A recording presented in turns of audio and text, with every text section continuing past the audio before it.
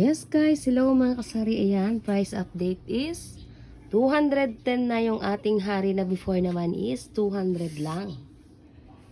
And then, ayan, yung ating mga mojito. Ayan. Ito ay 145. Itong ating, ayan, lychee. And then, yung ating mojito is 150. And then, yung litro natin ay 200. Siyempre, itong mga 4, ayan, 4. Yung ating 4 is, may price update tayo. Ayan, dumating siya is 4 kahapon. And then, ayan, malakas yung kuha ko kahapon. So, yan yung aking sulat. Kahapon lang din ako nagtaas. Although, nung Monday pa siya nagtaas.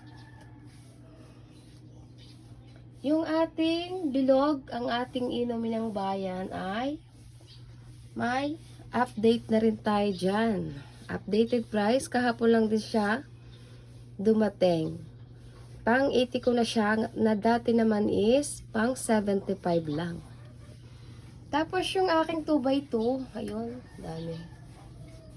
2x2 ko is, hindi pa ako nagtataas dyan mga kasari. Pang 75 pa rin. So, paano? Yun lang mga kasari, sa inyo magkano ang inyong benta sa inyong Hinebra. Bye!